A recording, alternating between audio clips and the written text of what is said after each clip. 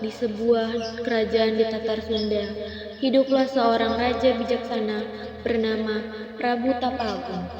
Sang raja memiliki dua putri, yaitu Purbararang yang penuh ambisi dan Purbasari yang lembut hati.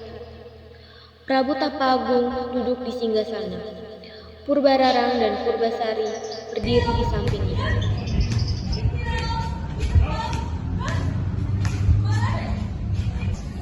Anakku, Purbararang dan Purbasari.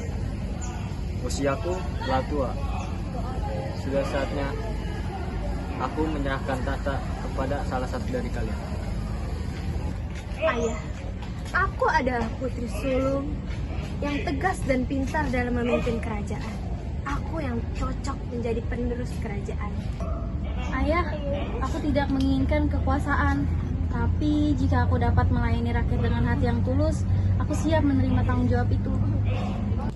Aku sudah memutuskan bahwa yang meneruskan dan menggantikanku adalah Purbasari. Apa? Ayah lebih memilih Purbasari daripada aku. Padahal akulah kakaknya dan calon ratu. Aku tidak ingin merebut apapun dari Kakanda. Jika ini amanah, aku akan menjaganya. Kita harus bertindak. Tata seharusnya milikmu, bukan dia. Rencana busuk di balik dinding istana.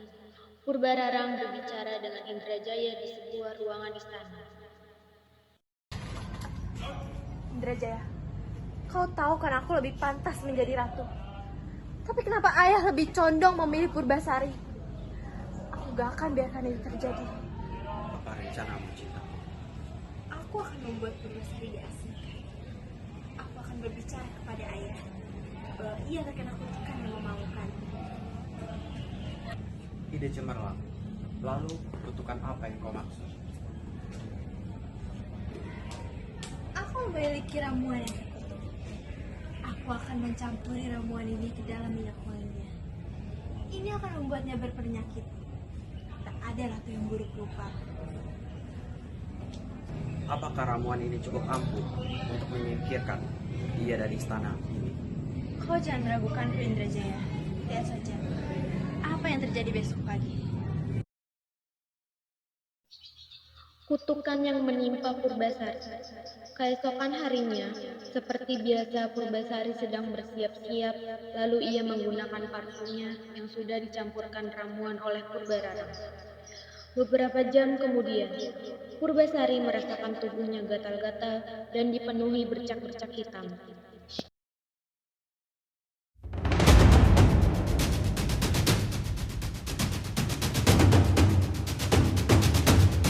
Rasakan ini. Dengan cara aku menuang ramuan terkutuk ini, dia akan diusir dari istana.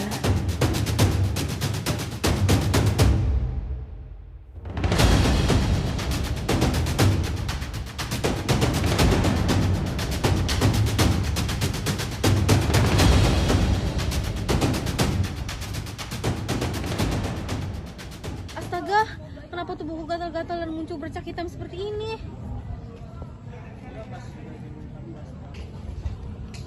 Ampun Gusti Dewata, apa yang terjadi pada tubuh Tuan Putri? Kulitnya penuh bintik dan bercak hitam. Aku tidak tahu. Pagi ini tubuhku muncul bercak-bercak hitam dan terasa gatal seperti ini. Apakah ini kutukan atau racun? Siapa yang tega berbuat sejahat ini pada Tuan Putri? Lihat, dia sudah dikutuk. Ratu macam apa yang menjijikan seperti itu? Pengusiran sang putri dari istana. Prabu Tapawum dengan berat hati mengusir putrinya Purbasari. Demi keselamatan kerajaan, Dayang membela sang putri, namun Purbasari tetap pergi, memilih menjaga kehormatan dengan penuh kasih. Dayang mengungkapkan cinta mereka yang tulus bukan karena mahkota, tapi karena hati sang putri yang mulia.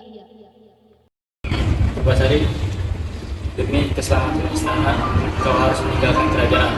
Maafkan ayah. Tidak, Paduka Raja. Maafkan kami. Izinkan hamba berkata. Tuan Putri Purbasari tidak layak diusir.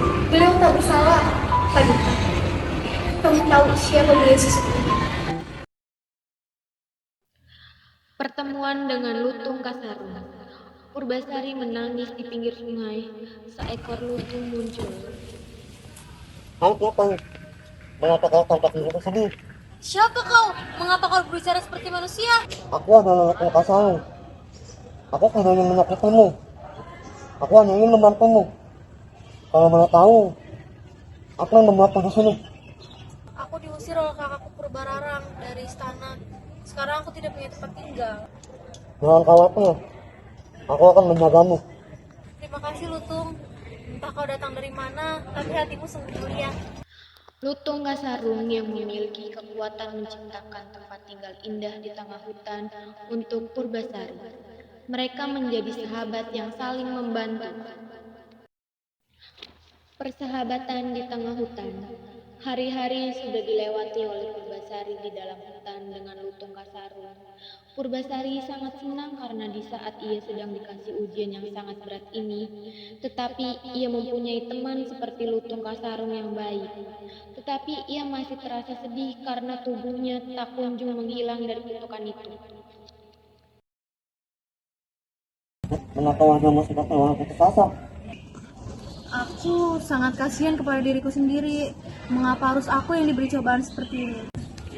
Tenangkanlah hatimu. Mungkin di luar sana ada yang lebih menderita. Sebagai bangsawan, kita tidak hanya harus tetap kuat, tapi harus sabar dan ikhlas. Baiklah, aku tidak akan menyerah sebelum aku dapat keadilan yang setimpal. Nah, baru ini tuan kita yang aku kenal. Baiklah, mari berkenalanku. Kita mau kemana? Ikut saja, tapi kamu akan tahu. Ritual pemusnahan kutukan. Setelah melewati hutan yang sangat lebat, Purbasari dan Lutung Kasarung berhenti di depan goa yang sangat gelap.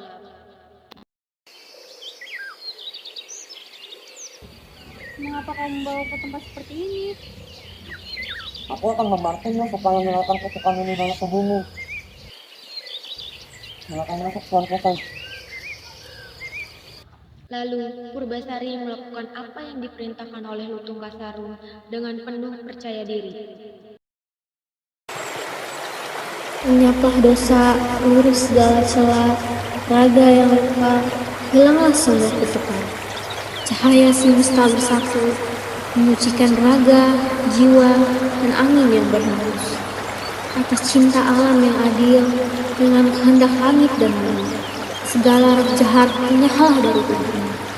Turunlah kesembuhan, hadirkan kemuliaan hidup. Setelah melakukan pemusnahan kutukan dari tubuh Purbasari, lalu mereka berdua pulang meninggalkan gua itu. Dan waktu sudah menunjukkan pukul malam, Purbasari pun tertidur. Keesokan harinya, Purbasari terbangun dari tidurnya, lalu ia melihat di sekitaran tubuhnya bahwa kutukan yang ada di tubuhnya sudah menghilang sepenuhnya. Lalu Lutung Kasarung muncul sambil tersenyum.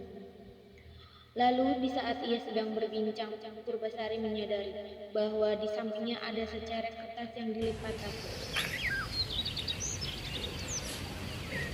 Lutung! Lihatlah diriku! Syukurlah, kau sudah kembali seperti semula. Terima kasih Lutung. Entah siapa kau sebenarnya, tapi hatimu lebih mulia dari manapun raja yang pernah aku kenal. Hidupku tak akan pernah cukup untuk membalas kebaikan. Dengan senang hati tuan Kutai, hamba bersyukur dapat kembali ke tuan Kutai dan bebas dari kutukan. Namun, izinkan hamba mengucapkan kebenaran ini.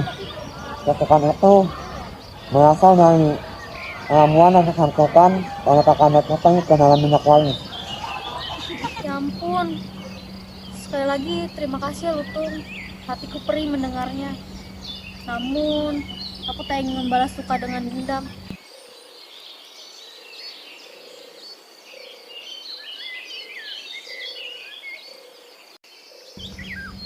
Kertas apa ini? Lipatannya rapi, seperti pesan dari kerajaan. Apakah kau yang meletakkannya di sini? Tidak Kutai, bukan apa yang menginginkannya. Purbasari, aku ingin mengundangmu ke istana untuk membuktikan siapa yang pantas menjadi calon ratu. Aku tidak ingin bersaing, tapi aku akan datang. Ayah, Izinkan aku membuat sayembara untuk menentukan siapa yang lebih pantas menjadi calon ratu. Sayembara itu adalah menulis surat yang paling menyentuh hati rakyat dan pasangan tertampan. Baiklah. Kesembuhan dan kebenaran terungkap. Purbasari kembali ke istana atas undangan Purbarara.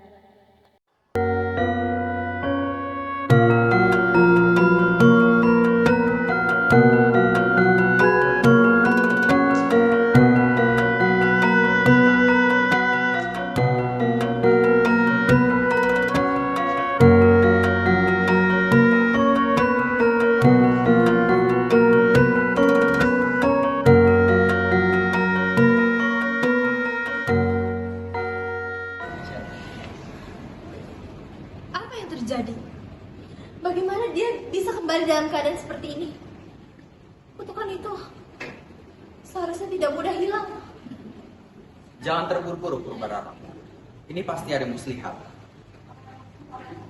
Purbasari tidak mungkin sembuh tanpa ada yang menyembunyikan sesuatu. Dia telah dipermalukan. Semua yang kulakukan untuk merendahkannya. Bagaimana ia bisa bangkit lagi? Kita harus mencari tahu siapa yang membantunya. Tidak mungkin ini hanya kebetulan.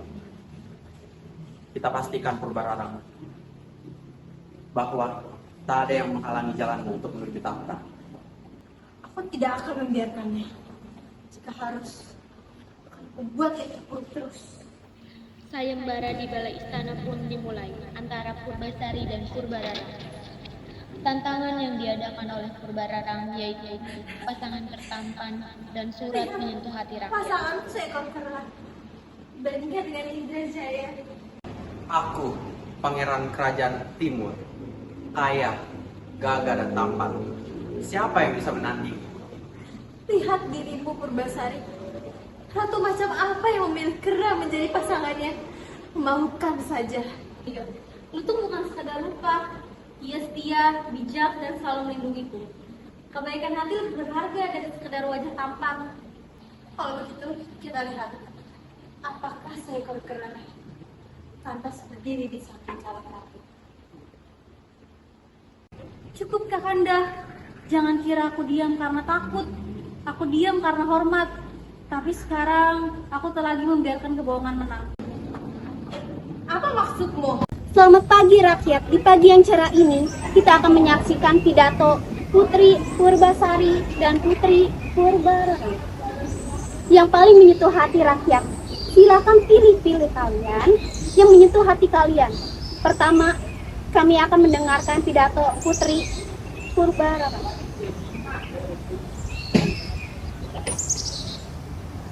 Untuk rakyat, aku pantas menjadi ratu karena aku yang tertua dan paling tahu segalanya. Jangan harap aku akan memanjakan kalian. Tugas kalian hanya patuh. Aku tidak butuh pujian, cukup taat kepadaku. Lalu kita akan mendengarkan pidato Putri Purbasari.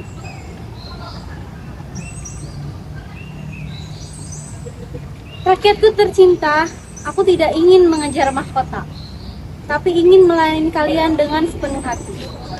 Jika aku dipercaya jadi ratu, aku akan menjaga kalian seperti keluarga sendiri. Doakan aku agar bisa jadi pemimpin yang adil dan penuh cinta kasih. Dengan cinta, Purbasari. Kemenangan sang putri dan terbukanya rahasia. Di hadapan Prabu Tapagung, sang putri Purbasari mengungkapkan kebenaran tentang kutukan yang menimpanya hasil tipu daya sang kakak, Purbarara. Sang Prabu terkejut dan berduka mendengar pengakuan itu. Penyesalan menyelimuti hatinya dan di hadapan semua, ia memulihkan nama Purbasari, mengakui keteguhan dan kelembutan sang putri meski dikhianati kebenaran. Ayah, izinkan aku menyampaikan kebenaran. Kutukan yang menimpaku berasal dari ramuan dicampur oleh Kakanda Purbarara ke dalam minyak wangi. Purbarara, benarkah semua yang disampaikan adikmu ini? Kau tega mencelakai darah dagingmu sendiri demi tahta.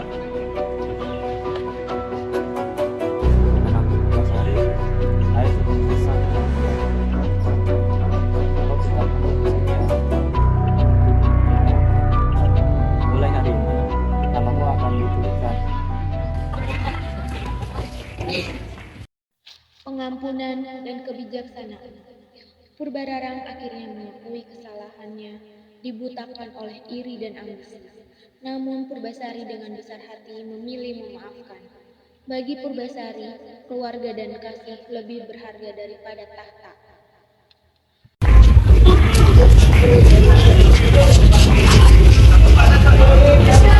Semua telah terbuka.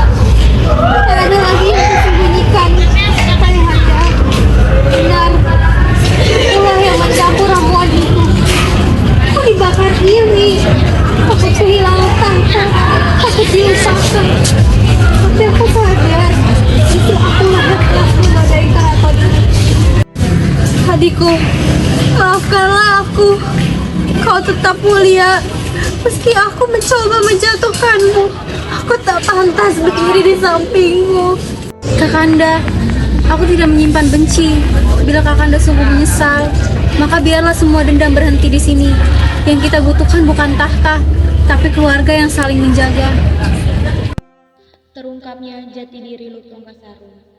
Di hadapan Prabu Tapaagung, Lutung Kasarung mengungkapkan jati dirinya, Pangeran Huruminda dari Kayangan, yang dihukum atas kesombongannya, kini bebas berkat ketulusan cinta Purbasari.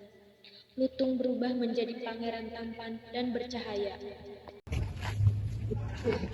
Wahai makhluk mulia, kau telah menjaga putriku dengan tulus dan hati luhur. Atas nama kerajaan dan langit, Ayahanda anugerahkan kehormatan tertinggi kepadamu. Jika kau bukan sekedar seekor lutung, tunjukkan siapa dirimu sebenarnya. Lutung Kasarung, silakanlah masuk.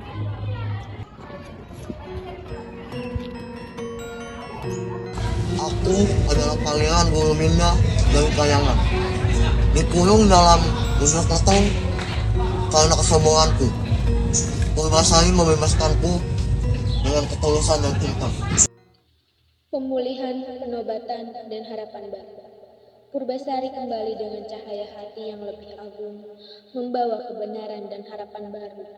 Dengan doa dan cinta dari para dayang, ia tidak hanya sembuh, tapi ia juga siap memimpin kerajaan dengan keteguhan dan keadilan. Tahta kini miliknya, bukan karena hak, tapi karena hati yang luhur. Tuan Putri, astaga, benarkah ini Paduka? Kecantikan dan cahaya hati Paduka telah kembali. Surga menjawab doa kami.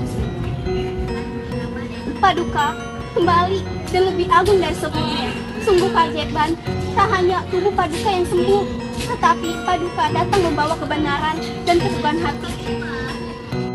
Semua ini berkat doa dan cinta tulus dari kalian. Aku kembali bukan untuk membalas, tapi untuk menegakkan kebenaran. Tak ada lagi keraguan, kerajaan ini pantas dipimpin oleh hati seagung Paduka. Purbasari, kau telah membuktikan segalanya. Tahta ini milikmu sepenuhnya.